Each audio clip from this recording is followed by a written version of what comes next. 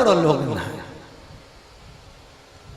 पर जैसे गंगा में डुबकी लगाते हैं पानी लगते से ही उसके पाप धुल जाते हैं। और उसी पाप धोने वाली गंगा में अगर कोई एक हर हर गंगे बोलकर डुबकी लगाता है तो गंगा का जल अपने आप फिर साफ हो जाता है, फिर निर्मल हो जाता है। क्या बोलकर? अरे गंगा को साफ, इसलिए गंगा जी के घाट पर आपने देखा होगा, पूरे हरिद्वार में जाकर देखो, केवल गंगा अकेला नाम नहीं लिखा है, हर हर गंगे लिखा है। हर जगह पर लिखा मिलेगा हर हर गंगे, हर हर गंगे, हर हर गंगे, हर हर गंगे, हर हर गंगे, हर जगह लिखा कि व्यक्ति के मुख से अगर एक बार भी निकल गए हर हर गंगे और उसने डुबकी लगाई, गंगा साफ। उसको साफ करने के लिए कुछ नहीं चाहिए, गंगा निर्मल।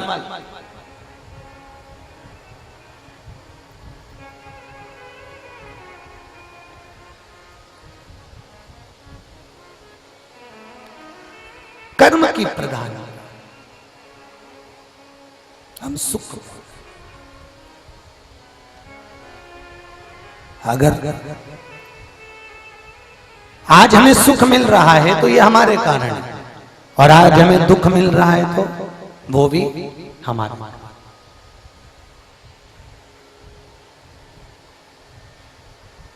बहुत अच्छी कथा थी।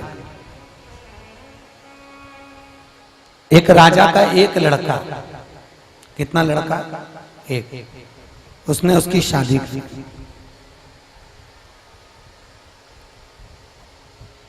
राजा के महल के पास में एक मंदिर, मंदिर में एक पंडित जी पूजन करते,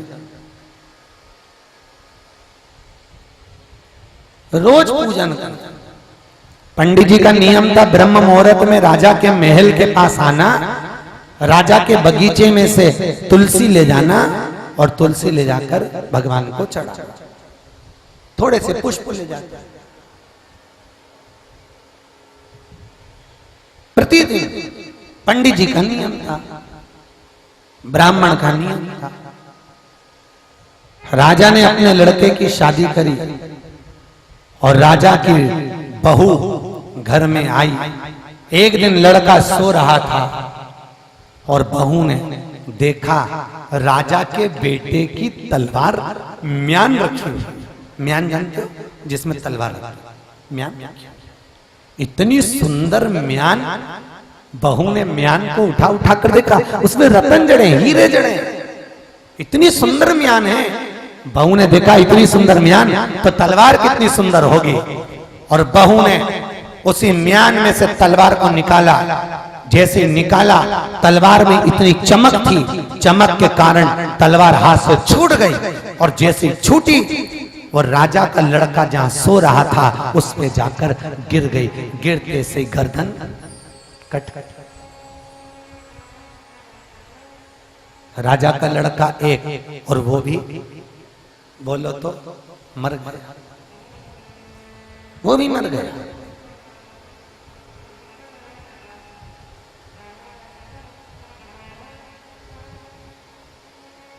हाथ से म्यान निकली, तलवार निकली और लड़का मर गया। पत्नी ने सोचा राजा का इकलौता लड़का मेरे हाथ से मर गया, शादी के 4 दिन हुए, और अगर मैं पकड़ा गई तो राजा मुझे फांसी की सजा देगा। कुछ भी हो, अपने को बचना है। क्या करूं? पति के शव को खींच कर ले गई, पति की बॉडी को खींच कर ले गई और तुलसी के क्यारे के पीछे पटक दिया, तुलसी के गमले के पीछे डाल दिया। अब तुलसी के गमले के पीछे पति का शव पड़ा है। ब्रह्म मुहूर्त में पंडित जी तुलसी लेने आए और रानी ने चिल्लाना चालू कर दिया, बहू ने चिल्लाना चालू कर दिया, अरे मेरे पति को मार दिया, अरे मेरे पति को मार डाला, अरे इस पंडित ने मेरे पति को मार दिया, इस पंडित ने मेरे पति को मार दिया। और चिल्लाई, सारा नगर इकट्ठा हो गया। राजा दौड़ कर आ गया। राजा ने पूछा क्या हुआ? मेरे पति को मार दिया इस पंडित ने। पंडित मना कर रहा है, मैंने नहीं मारा महाराज, मेरे नहीं मारा, मेरे पर विश्वास करो, मैंने जिंदगी में कभी चींटी नहीं मारी, तो आपके बेटे को क्यों मारूंगा? राजा ने पंडित को जेल में पटक दिया, अंतिम संस्कार किया। राजा को मालूम है इस पंडित को मैं लेकर आया था, इस पंडित ने आज तक जिंदगी में कभी बेकार काम नहीं किया, कभी झूठ नहीं बोला, तो मेरे बेटे को कैसे मारेगा? पर सारे सबूत इस पंडित के ऊपर हैं, इसलिए पंडित को सजा तो देना पड़ेगी। और राजा ने अपने सिंहासन पर बैठकर सजा दे दी, इस पंडित के हाथ को काट दिया जाए जिस हाथ से इसने मेरे बेटे को मारा है।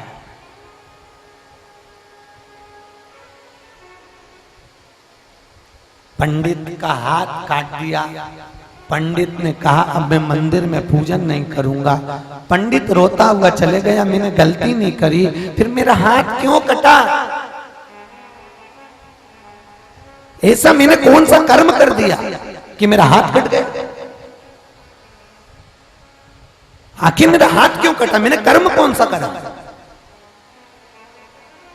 मैंने ऐसा कौन सा बेकार काम करा जिससे मेरा हाथ कटा?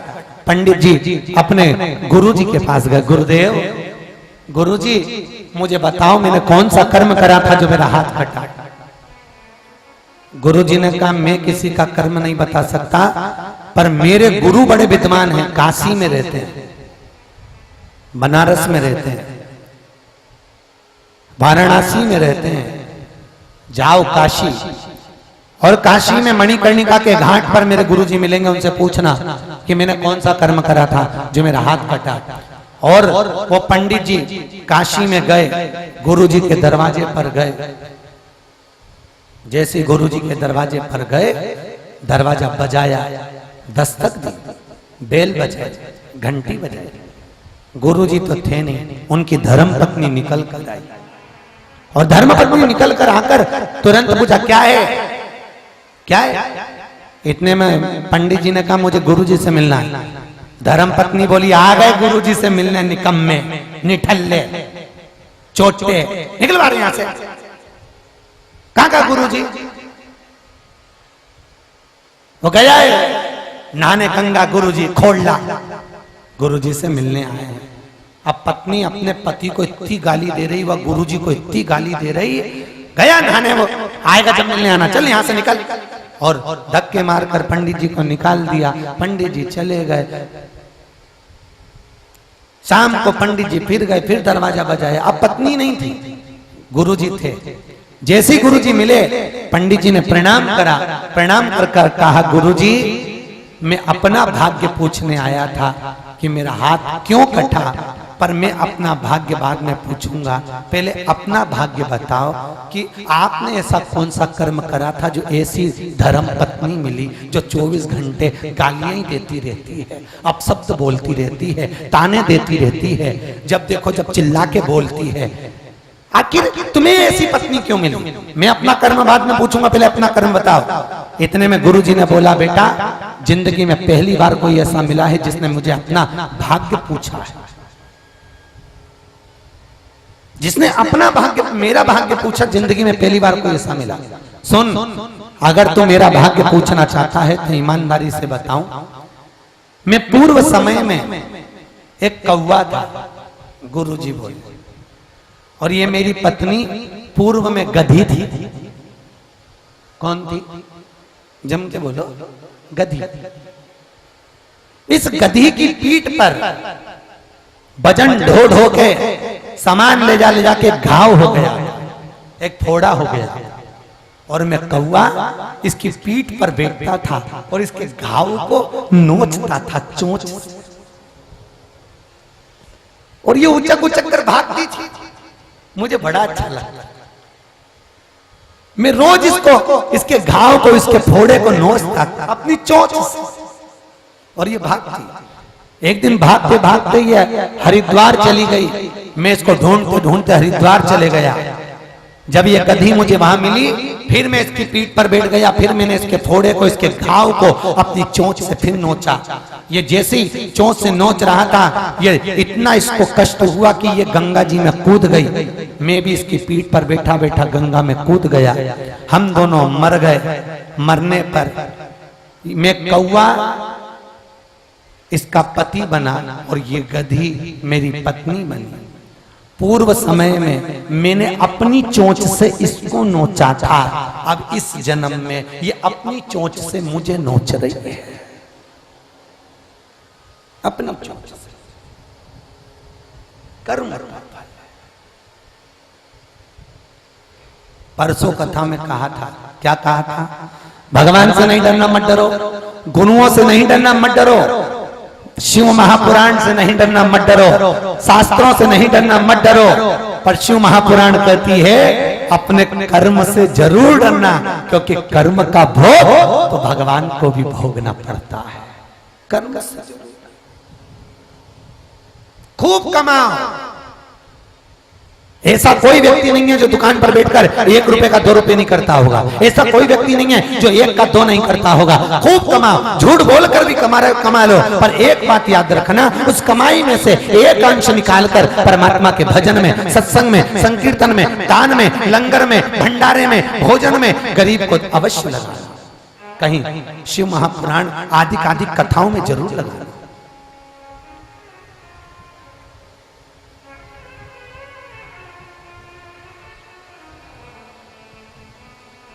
आज स्वामी विवेकानंद सेवा समिति कथा करा रही है। इस संस्था ने थोड़ा थोड़ा रुपया सब दूर से इकट्ठा करा होगा। अब करा कि नहीं करा मालूम नहीं, पर मित्रों से, सखाओं से तो पैसा इकट्ठा करा होगा। आज जिन जिन की यहां से भी इनने लिया होगा, कम से कम उनका पैसा सत्कर्म में तो लगा। हम अपने धन का सदुपयोग। पंडित जी बोले, गुरुजी मैंने आपका भाग्य पूछ लिया, अब मुझे अपना भाग्य बताओ। मैंने गलत काम नहीं करा, मैंने राजा के बेटे को नहीं मारा, फिर मेरा हाथ क्यों कटा?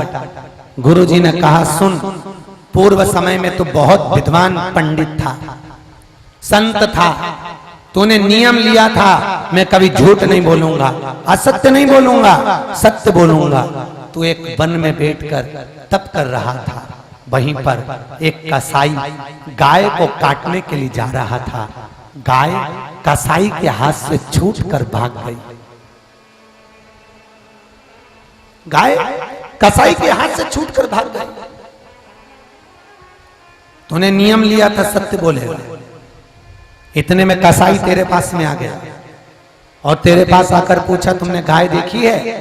तूने तप करते करते इशारा कर दिया कि गाय उधर गई है, इशारा कर दिया।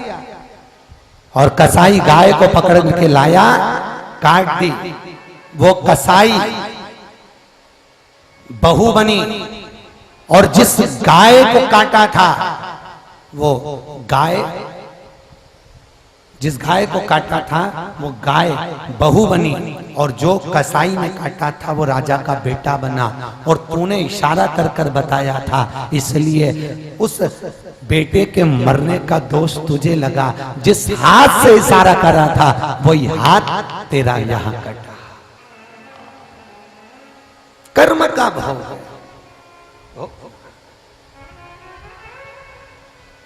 फिर वही बात आ गई, मत बुरे कर्म कर बंदे, वरना पछताएगा।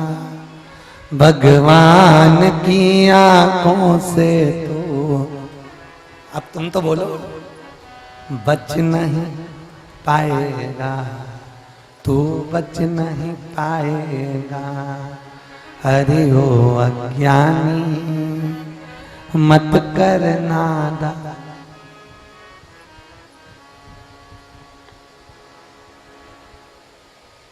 क्यों कहता मेरा मेरा, यहाँ कुछ भी नहीं तेरा।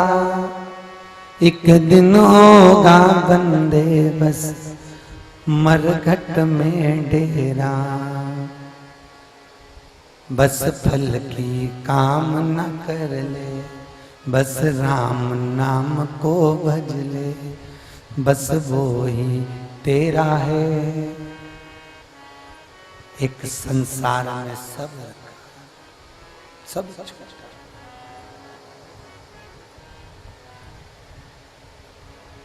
सब छूट। मत बुरे कर्म कर बंदे, वरना पछताएगा। भगवान की आंखों से तो बच नहीं पाएगा, तो बच नहीं पाए। क्यों? हम तिजोरी में धन रखकर सोचें कि कोई देखेगा नहीं।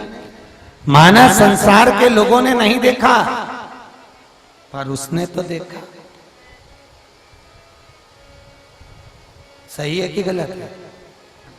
बेटा गया बाजार से साबुन लाया, सर्फ की थैली लाया, आया तो आपने 100 रुपए का हिसाब मांगा कि नहीं मांगा? मांगा ना। कितने का आया साबुन? मम्मी 10 रुपए का। सर्फ की थैली मम्मी 40 रुपए की। 50 रुपए का सामान आया, 50 रुपए वापस। मांगे कि नहीं मांगे? अरे बोलो तो, मांगा ना। आप अपने बेटे से जब 100 रुपए का हिसाब मांग सकते हो तो वो भी तुम्हारा बाप है, 100 साल का हिसाब तो मांगेगा कि 100 साल पृथ्वी पर करा क्या? बचपन कहाँ गवाया, जवानी कहाँ गवाई, अधेड़ी कहाँ गई, बुढ़ापा कहाँ गया, कहां पर बचपन निकाला?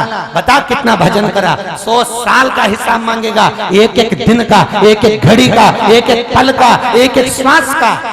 अगर माँ बाप अपने बेटे से 100 रुपए का हिसाब मांग सकते हैं तो वो हमारा बाप परमात्मा परम पिता मेरा भोलेनाथ भी एक एक घड़ी का हिसाब मांगेगा कि कितना खाया, कितना कमाया और कितना भगवान का भजन करा। पूछेगा। बताओ कहां गवाया बचपन, कहां गई जवानी, कहां गई अधेड़ी, कहां गया बुढ़ापा? आप कहोगे महाराज बचपन मैंने खेल में गंवा दिया, जवानी मैंने भोग और विलास में निकाल दी, अधेड़ी बच्चों को बड़ा करना था इसलिए दुकान पे बैठ के खूब कमाया, खूब कमाया, खूब कमाया। भगवान ने कहा बुढ़ापा महाराज शरीर बेकार हो गया तो पलंग पर निकाला। भगवान कहेगा अब नरक भोग,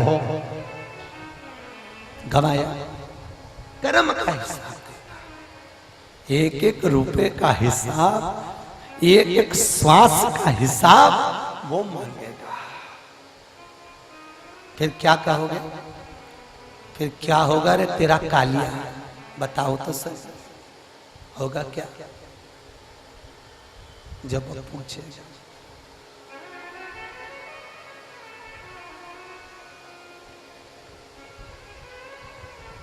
बहुएं कहती हैं गुरुजी हमको बच्चों से फुर्सत नहीं मिल रही, माताएं कहती हैं महाराज हमें घर से फुर्सत नहीं मिल रही, पति कहता है मुझे दुकान से फुर्सत नहीं मिल रही, शास्त्र कहता है मान लो अचानक प्राण छूट गए तो दुकान छूटेगी कि नहीं छूटेगी, घर छूटेगा कि नहीं छूटेगा, परिवार छूटेगा कि नहीं छूटेगा।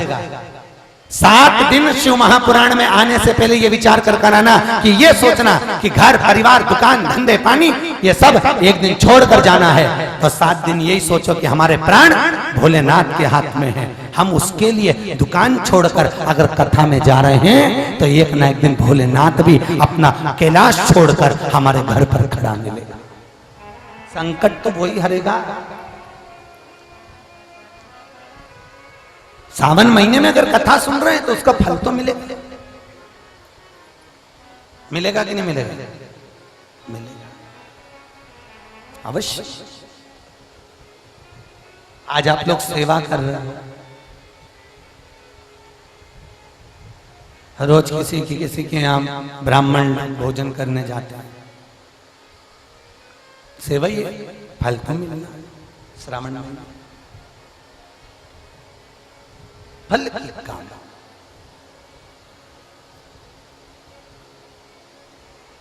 और वो मिलेगा जरूर, कर्म की नहीं। पार्वती जी का भाग्य बता दिया नारद जी ने, गंगा मैया उस आनंद सुख को पा गई, भोलेनाथ जी को नमन करा, हर हर गंगे, उस फल को पा। और भोलेनाथ जी जैसा दानी दुनिया में कोई नहीं हो सकता। भोलेनाथ जैसा दानी कौन होगा दुनिया में जो अपना घर दूसरे को दे देता हो? आप में से कोई है जो अपना घर दूसरे को दे दोगे?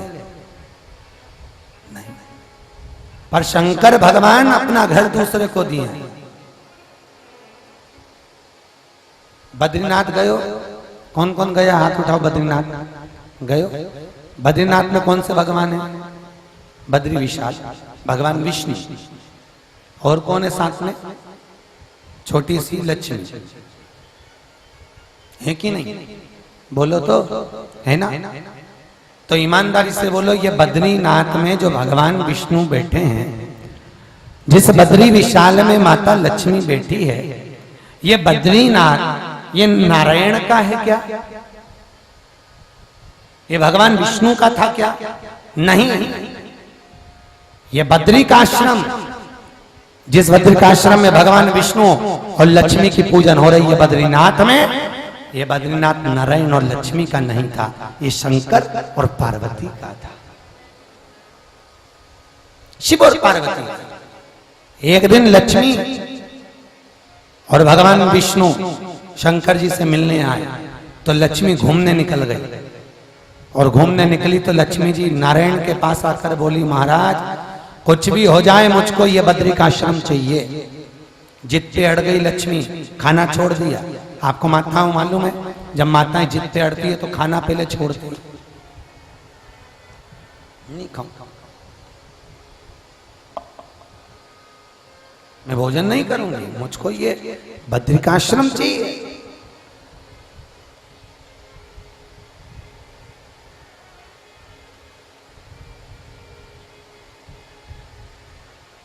छोड़ दिया। भगवान विष्णु बोले, लक्ष्मी कैसी बात करती हो, वो भगवान शंकर का घर है, शिवजी वहां रहते हैं माता पार्वती के साथ, और आप कह रही हो कि आपको चाहिए, वो नहीं मिलेगा। लक्ष्मी जी जिद पे अड़ गई। जैसे ही जिद पे अड़ी तो भगवान विष्णु फिर माने, ठीक है चल, कुछ चाल चलना पड़ेगी तब जाकर वो मिलेगा। और भगवान विष्णु ने चाल चली।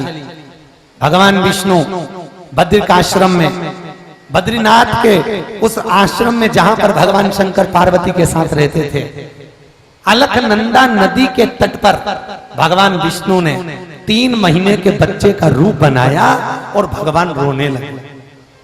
भगवान विष्णु रो रहे। अब जैसे ही भगवान विष्णु रोए, इतने में पार्वती जी के कानों में शब्द गया, पार्वती के कानों में आवाज गई, और पार्वती जी ने भगवान शंकर से कहा, भोलेनाथ कोई बच्चा रो रहा है, भोलेनाथ कोई रो रहा है। शंकर भगवान के, रोन दे, तू चुपचाप बैठी रहे, चल भोजन कर, रोन दे। इतने में पार्वती जी बोली, तुम कितने निष्ठुर हो गए, बच्चे की रोने की आवाज नहीं आ रही। शंकर भगवान बोले, मेरे को सवारी परंतु तू भोजन कर। पार्वती जी बोली, मैं देख के आते हूं। भगवान शंकर बोले, किसी की भी औलाद को गोदी मत लेना, अगर गोदी ले लिया तो गोदी में जो आ गया वो पूरी जायदाद का हिस्सेदार बन जाता है, इसलिए निवेदन है तेरे से बिल्कुल गोदी मत लेना। पार्वती बोली, तुम कितने बड़े धर्मात्मा हो, दानी हो, पुण्यवान हो, तुम भोलेनाथ हो, और तुम ऐसी बात कर रहे हो। अच्छा लग रहा है, कोई किसी का बच्चा रो रहा है, माँ से बिछड़ गया बेचारा, मैं तो जाऊंगी। शंकर जी ने पार्वती को खूब रोका, नहीं रुकी, और पार्वती गई। भगवान विष्णु छोटे से उनको गोदी में उठा के लिए, प्रभु इसकी मां कहीं खो गई है, इसकी मां नहीं मिल रही, मैंने खूब ढूंढा इसलिए रो रहा है। एक काम करती है, थोड़े दिन अपने पास रख लेते। भगवान शंकर ने माथा ठोका, ले आइए तो रख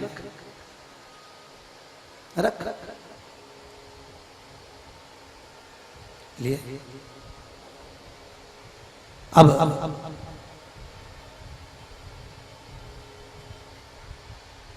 एक दिन शंकर भगवान ने पार्वती से कहा, चल, अब ये दोनों की रोज की आदत थी घूमने जाने की। पार्वती चलो, शाम हो गई है, घूमने चलो। पार्वती जी कहने लगी, इस बच्चे का क्या करें? भगवान शंकर ने कहा, काम करो, बच्चे को अंदर रख दो और बाहर से कुंडी लगा दो, दरवाजा बंद कर दो।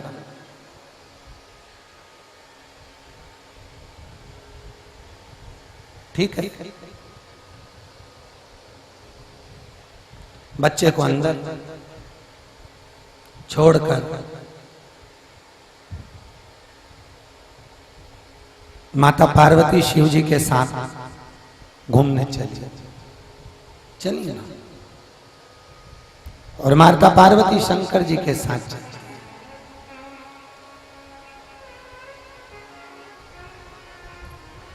अब जैसे ही माता पार्वती शंकर जी के साथ घूमने चली, थोड़ी देर बाद जब घूमकर शंकर और पार्वती आए तो उन्होंने क्या देखा? दरवाजे की कुंडी खोली, दरवाजा धकाया तो अंदर से दरवाजा बंद था, खुला ही नहीं। अंदर से दरवाजा बंद। पार्वती ने दरवाजा, अरे खोलो, बेल बजाई, घंटी बजाई, खोलो, कोई नहीं खोल रहा। पार्वती जी ने शिव जी से पूछा अंदर कोई आ गया? मेरे को लगता कोई चोर मोर अंदर गया। भगवान शंकर बोले चोर मोर नहीं है, फालतू की बात मत कर, बड़े वाले चोटे हैं, कोई छोटे मोटे चोर नहीं। अरे तो दरवाजा क्यों नहीं खोल रहा? इतने में पार्वती जी को क्रोध आ गया और पार्वती ने कहा अगर दरवाजा नहीं खुला तो अंदर जो है उसको मैं श्राप दे दूंगी। तब भगवान विष्णु लक्ष्मी जी के साथ दरवाजा खोले और खोल कर बोले भोलेनाथ ये घर हमको अच्छा लग रहा है, हमको दे दो। शंकर जी बोले ले लो। अब बोला तो बोला, पार्वती की आंख में आंसू भर गए। पार्वती बोली पूरी लेन देन में जिंदगी में एक ही तो मकान था और वो भी तुमने दे दिया। शंकर भगवान बोले कोई बात नहीं, ले ले।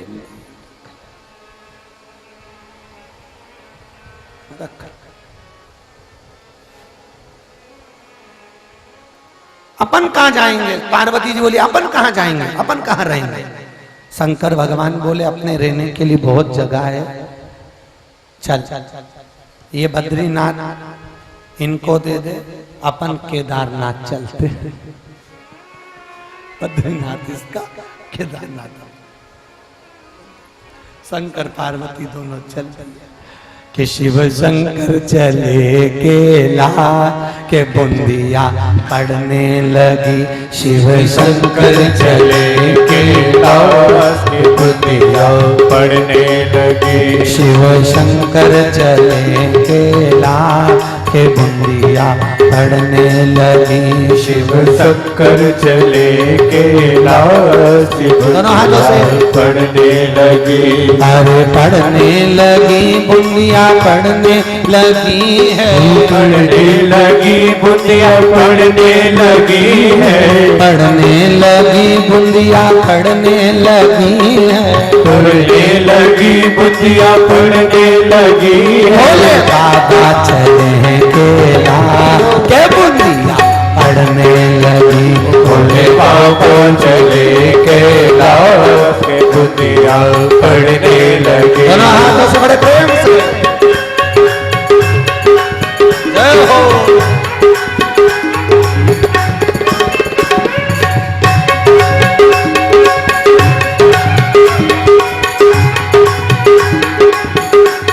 जय हो।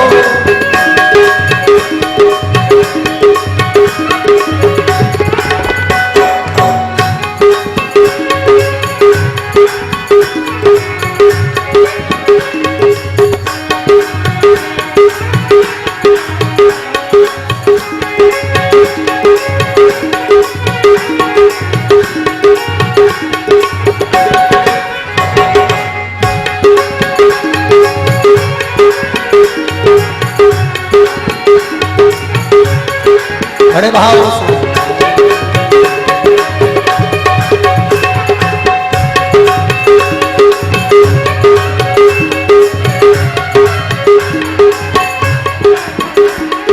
गोरा जी ने कोई हरी हरी मेहंदी, हरी हरी मेहंदी। गोरा जी ने कोई हरी हरी मेहंदी, हरी हरी मेहंदी, हरी हरी मेहंदी, हरी हरी मेहंदी, हरी हरी मेहंदी। ओ गोरा जी ने बोली हरी हरी मेहंदी। गोरा जी ने कोई हरी हरी मेहंदी। शिव शंकर के बुंदिया पड़ने लगी। शिव शंकर ने बोधी भाव बुंदिया चढ़ने लगे। भोले बाबा चले केला के बुंदिया पड़ने लगे। भोले बाबा चले केला से बुंदिया पड़ने लगे। भाव से दोनों हाथों से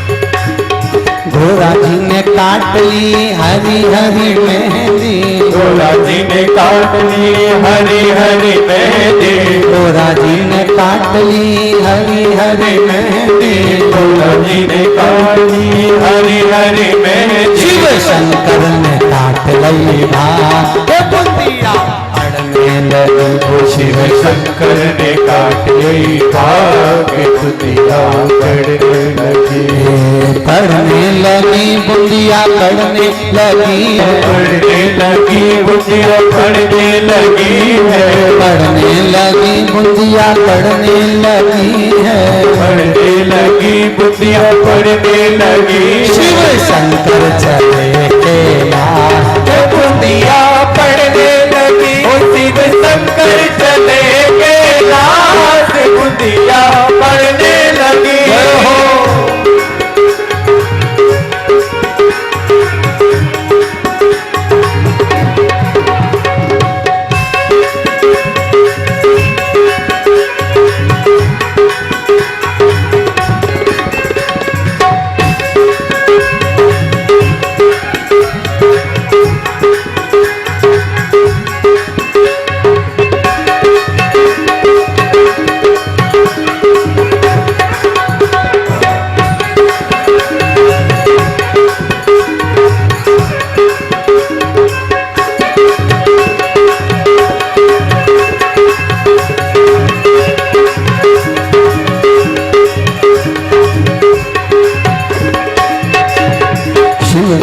गोरा जी ने रचाली हरी हरी मेहंदी, गोरा जी ने रचाई हरी हरी मेहंदी, गोरा जी ने रचली हरी हरी मेहंदी, गोरा जी ने रचली हरी हरी मेहंदी, शिव ने पी लई भाग बुंदिया शिव शंकर ने पी गई भाग बुंदिया पड़ने लगी, बाप चले कैलाश के बुंदिया पड़ने लगी, बोले बाबा चले कैलाश बुंदिया पड़ने लगी, शिव शंकर चले कैलाश के बुंदिया पड़ने लगी, शिव शंकर चले कैलाश बुंदिया पड़ने लगी। हर हर महादेव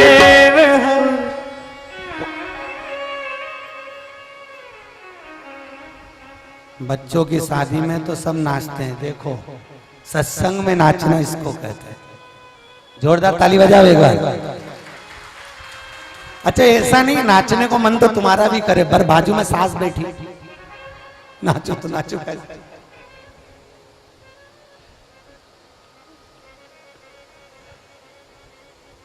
कहते भगवान की भक्ति में जो नाच लेता है फिर ये संसार के बीच में नाचना नहीं पड़ता, सार्थकता है उसके लिए।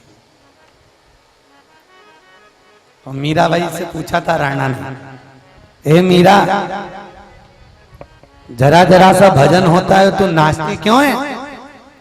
मीराबाई बोली, रे राणा तुझको क्या समझाऊं, वो चाय की पत्ती का डब्बा होता है ना, शक्कर का डब्बा, चाय की पत्ती का, रिटर्न बढ़ाना बेटा, चाय की पत्ती का डब्बा, शक्कर का जो डब्बा होता है ना, उस चाय की पत्ती के डब्बे में छोटी सी चम्मच होती है, वो चम्मच नीचे दब गई, वो चम्मच को अगर निकालना है तो डब्बे को थोड़ा सा उछालो, चम्मच बाहर आ जाती है। उसी तरह सांवरिया भीतर छुपा है, थोड़ी देर नाच लो, निकल कर बाहर आ जाता है।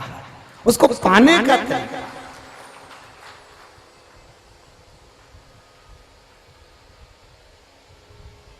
पर करे तो करे का कि राम नाम के आलसी और खावण के होशियार, तुलसी आई से जीव को बारंबार देखा।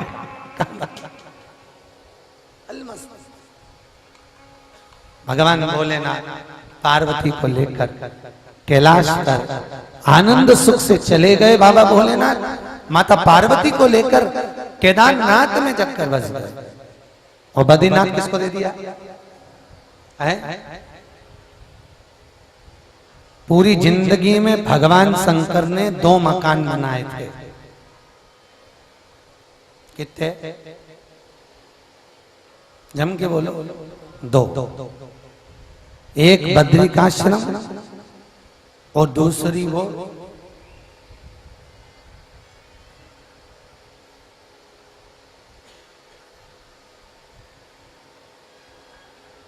रावण की सोने की लंका।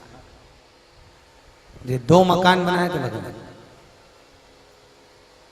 एक ले ली भगवान विष्णु ने और दूसरी, याद करो कथा, एक बार माता पार्वती जी लक्ष्मी जी के घर गई। इनकी बेस्ट फ्रेंड थी लक्ष्मी, पार्वती और सरस्वती। ये आपस में एकदम एक दूसरे के बिना रहती नहीं थी। तीनों का नियम था, अकेली बेटी की तुरंत फोन लगा के बुला लेती है, जा फिर तीनों।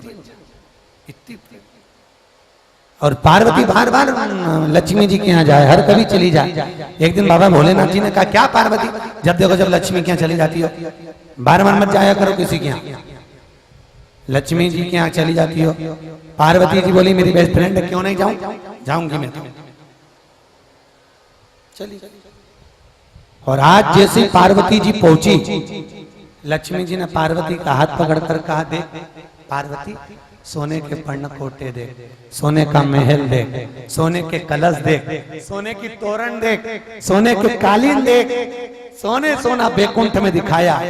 जैसे ही सोना सोना दिखाया, इतने में पार्वती बोली, मेरे को क्या करना तेरे सोने के महल का, चल। इतने में तुरंत लक्ष्मी बोली, एक तू और एक तेरा भाग्य, सांप बिच्छू तेरे घर में पड़े,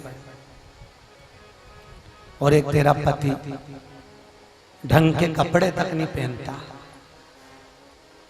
अभी इतना तो कहना था, और इतना बोला, और पार्वती को गुस्सा आया। कुछ नहीं बोली माता पार्वती, एक शब्द भी माता पार्वती ने नहीं कहा। और पार्वती तुरंत उसी समय दौड़ के शंकर जी के पास पहुंची। अब भगवान भोलेनाथ जी ने ध्यान लगा के देख लिया कहां से आ रही है, सहेली के घर से। बाबा भोलेनाथ तो चुपचाप साथ ना मिली, और ये आके धमक से पास में बैठ गए, एकदम जम के, पहली बार इतनी जम के बैठ। शंकर जी समझ गए, जब माताओं के हाथ से, राधे, माताओं के हाथ से जब बर्तन गिरने लगे, थाली गिरने लगे, तो समझ लो कोई बात जरूर हो। और जैसे ही पार्वती जी धम से आकर बैठी, बैठते से बाबा भोलेनाथ जी थोड़ा सा खसक गए दूर, पार्वती और खस गई। शिव जी नहीं बोले, जिसको गुस्सा आए तो उससे बात मत करो तो अच्छा। राधे, उससे बात ना करिए अगर क्रोध आ रहा। पार्वती जी और खस गए, बाबा भोलेनाथ जी और खस गए। अब इतने में पार्वती को और क्रोध आया, और पार्वती जी को जब गुस्सा आया तो पार्वती जी ने हाथ में जल का पात्र लिया, और जल का पात्र लेकर शंकर जी पे चढ़ा दिया। बाबा भोलेनाथ जी ने पूछा, पार्वती ये क्या कर रही हो? भोलेनाथ, मुझको एक मकान बनवाना, एक महल बनवाना। महल? हाँ। शंकर जी बोले, अपने को महल का क्या काम है? अपने को महल से मतलब क्या? नहीं नहीं भोलेनाथ, महल तो चाहिए, आप कुछ भी करो पर मुझे महल चाहिए। भोलेनाथ जी बोले, महल का करेंगे क्या? अपने को महल से कोई मतलब है ही नहीं, हमें महल से मतलब क्या? अपन तो कैलाश पे रहते हैं, कैलाश पे रहना, अपना महल नहीं चाहिए। नहीं नहीं नहीं, आप हमें महल दो। शंकर भगवान से जिद पे अड़ गई पार्वती। भगवान शंकर ने उसी समय विश्वकर्मा जी को बुलाया। विश्वकर्मा जी से कहा, पार्वती के लिए एक महल बनाओ। पार्वती जी बोली, अब आप मत बताओ कि कैसा बनाना है, मैं सब बता दूंगा। पार्वती जी ने कहा, सुनो विश्वकर्मा जी, महल ऐसा बनना चाहिए, सोने के पर्णकोटे हों, सोने के खंबे हों, सोने की तोरण हो, सोने की ईंटा, सोने की रेत, सोने के कालीन, सोने के वृक्ष, सोने से हीरे से कोई कम नहीं बनना चाहिए। विश्वकर्मा जी ने वैसे बनाया। और सुनो, बैकुंठ जैसे जल में है वैसे 20 समुद्र में बनना चाहिए सोने की पुरी। ठीक है, बना दिया। विश्वकर्मा जी ने कहा लो भगवान बन गया। पार्वती जी बोली भोलेनाथ चलो रहने। शंकर भगवान के चल, पार्वती के ऐसे कैसे चल, पहले मकान का मुहूर्त करवा, वास्तु पूजन करवा।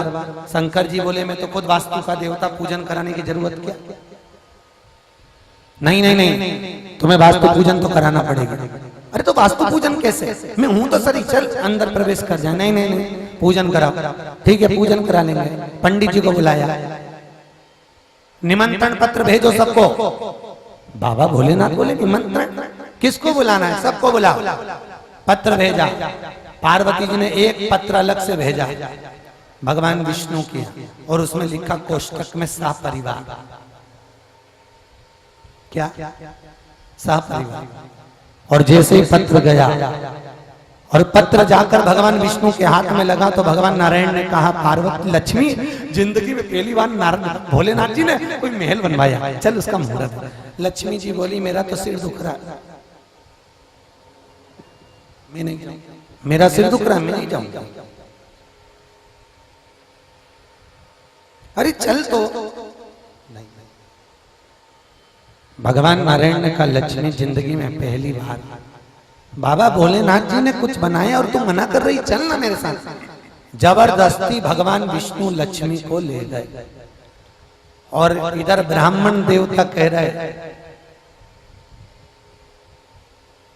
चलो भोलेनाथ मुहूर्त निकल रहा है। शंकर भगवान पार्वती से कह रहे चल, पार्वती के मेरी सहेली नहीं आई, अभी नहीं बैठूंगी। जैसे ही लक्ष्मी जी आई, आते ही लक्ष्मी जी के आने पर तुरंत लक्ष्मी जी जैसे ही आई, पार्वती जी ने हाथ पकड़ा, चल चल। लक्ष्मी देख, सोने के पर्णकोटे, सोने के दरवाजे, सोने के मंडप, सोने के कलश, सोने की ईंटें, सोने की दीवारें, सोने के पर्णकोटे, सोने के कालीन। इतने में लक्ष्मी जी बोली उसमें कौन सी बात है, हमारे वैकुंठ में तो पहले से। हरी लक्ष्मी, सोने के वृक्ष तेरे यहाँ नहीं होंगे जो हमारे यहाँ। अच्छा, अब दोनों में झगड़ा होने वाला था। इतने में नारायण लक्ष्मी को ले गए, शंकर पार्वती को ले गए, पूजन में बैठे। और जैसे ही पूजन करने बैठे,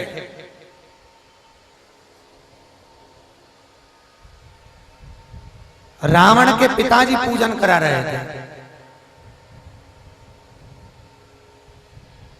और पूजन कराने पर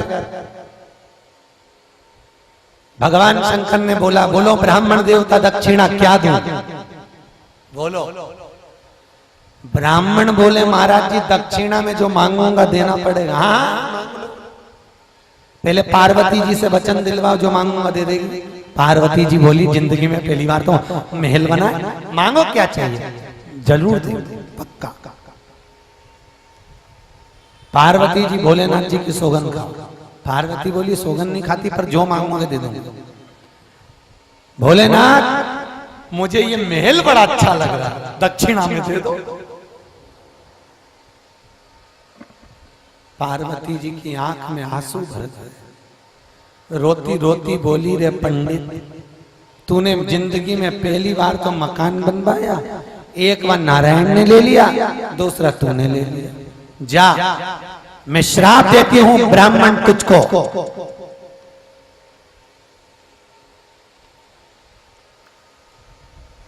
ये मेरी सोने की नगरी एक दिन जल के राख होगी। जा, और तेरे वंश में कोई दिया जलाने वाला नहीं बचा।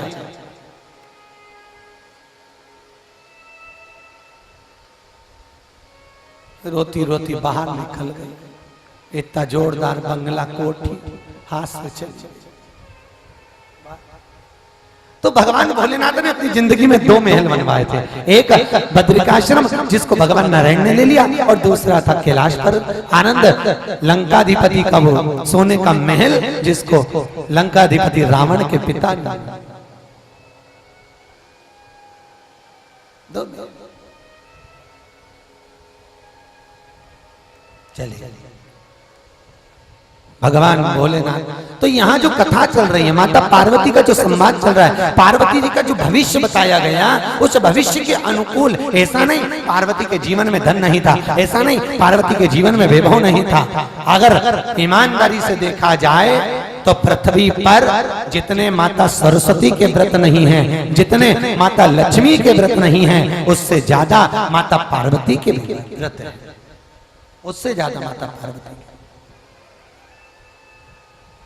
पार्वती के बहुत व्रत है, बहुत ज्यादा।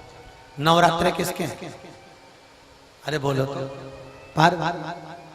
जितने तीज, जितनी छठ, चतुर्थी के व्रत, ये जितने भी व्रत हैं सब माता पार्वती के, सारे व्रत माता के, सब पार्वती। क्यों? क्योंकि लक्ष्मी ने नारायण को श्राप दिया था, इसलिए लक्ष्मी के कोई व्रत नहीं है। ब्रह्मा को श्राप दिया था, इसलिए ब्रह्माणी के कोई व्रत नहीं है। परमाता पार्वती ने अपनी जिंदगी में कभी शंकर भगवान से ऊंचे शब्द में बात नहीं करी, ऊंची आवाज में बात नहीं करी, इसलिए पूरी पृथ्वी पर माता पार्वती के व्रत है, पूरी पृथ्वी।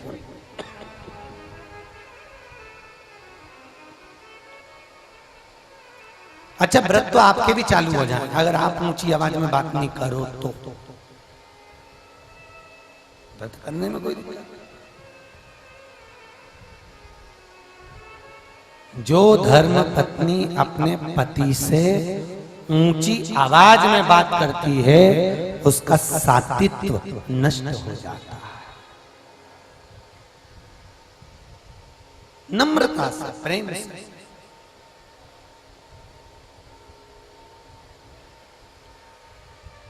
बहुत अच्छे से बोली, वो जाएगा क्या बोलने में? अरे बोलो तो सर, अच्छे बोलने में कुछ जाता है क्या? कुछ वाणी ऐसी बोलिए जो मन का आपा होए। पर आज के जमाने में वाणी ऐसी बोलिए जो जम के झगड़ा होए, और उससे मत बोलिए जो तुमसे तगड़ा होए। अच्छा, मीठी बोली, प्रेम वश। महाराज पार्वती मैया धीरे धीरे बड़ी हुई, उनका विवाह शिव जी के साथ में हुआ। कल अपन ने कथा में श्रवण करा था, भगवान शंकर पार्वती का मंगल विवाह हुआ। परिणाम है बाबा भोलेनाथ माता पार्वती के साथ मंगल विवाह हुआ। पार्वती मैया विदा हो रही है।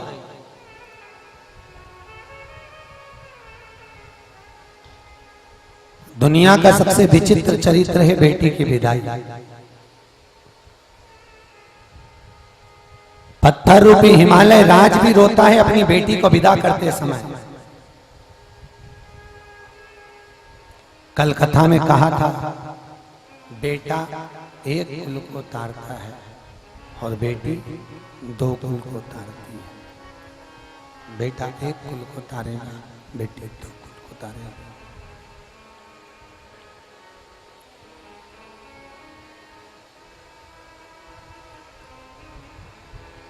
और याद रखिए, बेटी अपने माँ बाप के घर में जब तक है तब तक सुख है। भीष्म पितामह ने भीष्म गीता में अर्जुन को ज्ञानोपदेश देते समय कहा था यह बात।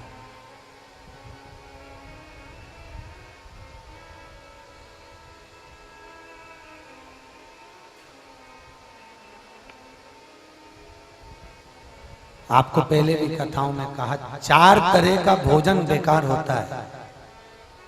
कितनी तरह का? जम के बोलो, 4 तरह का भोजन बेकार है। पहले नंबर का भोजन, जिस भोजन की थाली में ठोकर लग जाए वो नाली में पड़े हुए कीचड़ के बराबर है। दूसरे नंबर का भोजन, जिस भोजन की थाली को कोई लांग कर चले जाए वो भ्रष्टा के बराबर है। तीसरे नंबर का भोजन, जिस भोजन की थाली में बाल पड़ा हो, केश पड़ा हो, वो दरिद्रता प्रदान करता है। और चौथे नंबर का भोजन पति और पत्नी अगर एक ही थाली में साथ बैठकर भोजन कर रहे हैं तो वो मदिरा के तुल्य होता है। 4 तरह का भोजन लिखा। पहला कौन सा? जम के बोलो, ठोकर लगा हुआ। दूसरा कौन सा? लांगा हुआ। तीसरा बाल पड़ा हुआ। और चौथा पति और पत्नी अगर एक ही थाली में बैठकर भोजन कर रहे हैं तो वो मदिरा के तुल्य है।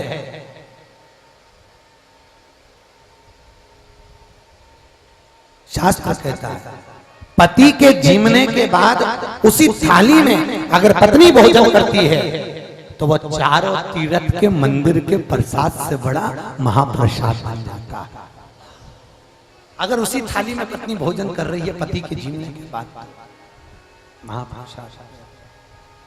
और भीष्म गीता के अंतर्गत कहा, अर्जुन को ज्ञान उपदेश देते समय भीष्म पितामह ने बाणों की सैया पर पड़े रहकर कहा, अर्जुन सुन, अगर बेटी कुंवारी हो, बेटी की शादी नहीं हुई हो और बेटी अगर कुंवारी है और अपने पिता के साथ में बैठकर अगर भोजन करती है तो वो बेटी बाप के काल का हरण कर लेती है।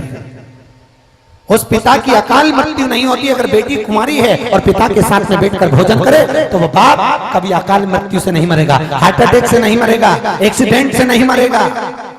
उसके पिता की उम्र बढ़ती है अगर कुंवारी बेटी अपने पिता के साथ बैठकर भोजन करे। शास्त्र कहता है 3 काल को हरने वाले होते हैं, 3 काल का हरण करने वाले। पहले नंबर पर बेटी काल का हरण करती है, दूसरे नंबर पर गौ माता काल का हरण करती है, तीसरे नंबर पर संत ब्राह्मण काल का हरण करते हैं। ये 3 काल का हरण करने वाले। बेटी भी काल का हरण कर रही है, गौ माता भी काल का हरण कर रही है और संत महात्मा भी काल का हरण। अगर बहन बेटी को आपने कुछ दिया है, बेटी को अगर भोजन कराया है, बेटी को अगर बहन बेटियां आपके दरवाजे पर आ रही हैं, आपने उनको कुछ दिया है तो वो काल का हरण करने वाली। गौ माता काल का हरण करने वाली। संत ब्राह्मण, अगर कोई ब्राह्मण, कोई संत, कोई साधु, कोई सन्यासी, कोई तपस्वी, कोई साधक, कोई उपासक आपके यहाँ अगर भोजन कर रहा है तो वो भी काल का हरण कर रहा है।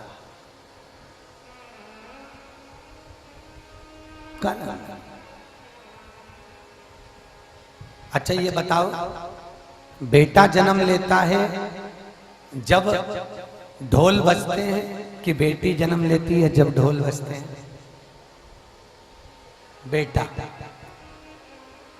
बेटा जन्म लेता है तो खूब नगाड़े, ढोल, बैंड बाजे सब बजते हैं। और बेटी जन्म ले तो माँ पलंग पे पड़ी पड़ी रोए और सास चूल्हा के पास रोए।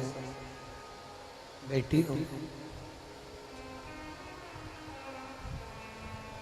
बेटी हो, काल का हरण कर रहे हैं। भाई बेटी, एक बार स्वामी विवेकानंद तीर्थ यात्रा के लिए चले, ठीक है, बस तीर्थ यात्रा। स्वामी विवेकानंद सेवा समिति है इसलिए स्वामी विवेकानंद की कथा है। तीर्थ यात्रा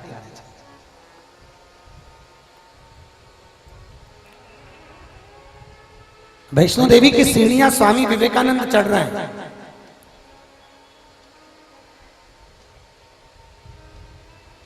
और स्वामी विवेकानंद जी ने देखा एक व्यक्ति, एक गांव का व्यक्ति अपनी बेटी को कंधे पर बिठाकर दूसरी बेटी का हाथ पकड़कर वैष्णो देवी की सीढ़ियां चढ़ रहा था।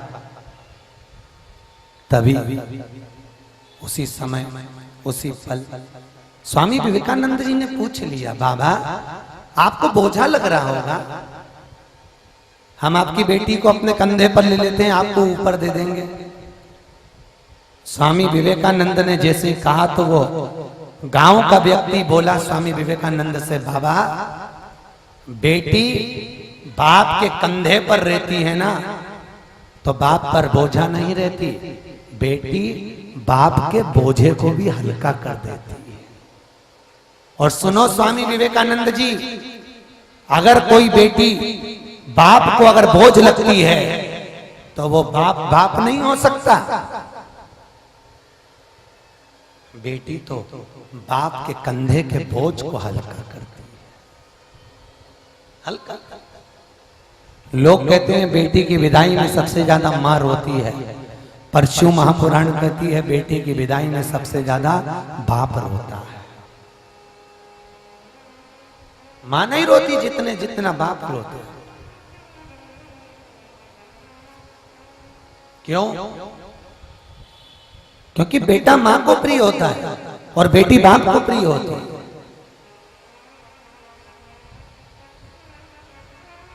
जैसे ही पापा थके हुए आते हैं ना तो बेटी तुरंत पानी लेकर आ जाती है, लो पापा लो पानी पी लो, पिताजी लो पानी पी लो, जल ले। और ईमानदारी से बोलो, बेटी के जाने के बाद बेटी की शादी हो जाए और उसके बाद जब पिता दुकान पे से आता है ना तो या तो पत्नी पानी की पूछ ले तो अच्छी है, नहीं तो आज के जमाने में बहू बेटा के मुंह से नहीं निकलता कि पापा तुम थक के आए हो, लो हम पानी लाकर दे देते हैं, तुम पी लो। ले पापा पानी। भाई याद रखना, बेटियां बोझा नहीं होती। जिस गोद में बड़ी होती है ना, माँ जिसको पाल पोस कर बड़ा करती है ना, रोज स्कूल भेजने से पहले 2 चोटी कर देती है, जल्दी जल्दी तैयार कर कर स्कूल भेज देती है। और जब वो बेटी 1 घंटे भी लेट आती है ना तो माता पिता माँ से ज्यादा पापा को चिंता लग जाती है। क्यों? फोन लगा के पूछते हैं, आ गई क्या गुड़िया? आ गई?